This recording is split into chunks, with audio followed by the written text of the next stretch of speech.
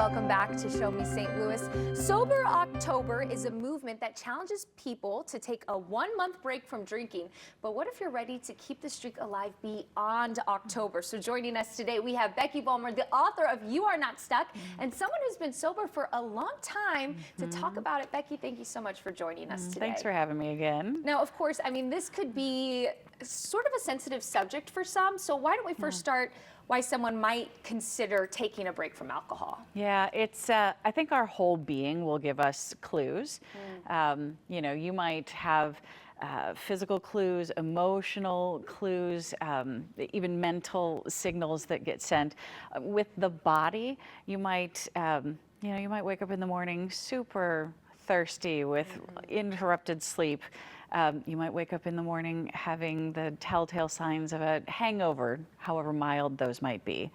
Right. Mentally, if you find yourself kind of preoccupied with when is that next drink, that might be a sign to examine the relationship with alcohol. And then lastly, on the emotional side of things, I think those are the clues, the signals we try to stuff down.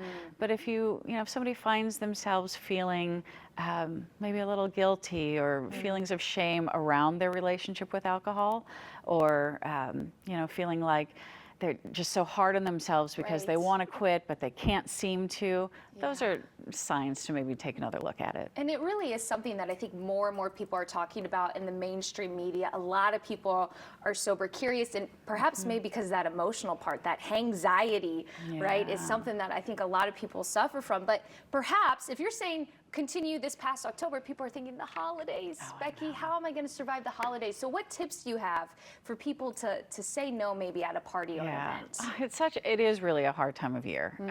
And it's easy when, if you're at a wedding and somebody walks by with a tray of champagne, it's easy to let them pass and say, no thanks. But what do you do when you walk into a party or somebody's home and they say, what can I get you to drink?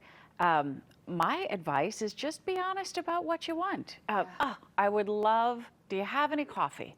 Or I'd really love a cold glass of ice water. Or, hey, do you have any mix-ins for a fancy mocktail? Yes. And if, there's a lot of, people aren't really sure how to respond to that sometimes. So you might get met with a, no, what do you really want to drink? Which is code for what do you want that has alcohol in it? And you could just say, I already told you. Right. Yes, exactly. And it can be an awkward thing, but I do think the more that you kind of get in that habit of doing that, really the stronger and the easier that's going to be. Now, of course, people might also think to themselves, okay, but what am I supposed to do, right? Like if I'm not going to the bars, what is there to do? Yeah. Oh, there's so much to do. So much, especially when your body feels better and your mind feels better. Right. My go-to has been to try to get outside more and to try to switch up the routine. So in the 10 years that I have been sober, what I've tried to do most often is kind of flip the question. When somebody says, hey, let's go catch up over a glass of wine. I would love to catch up. Can we do it over breakfast instead?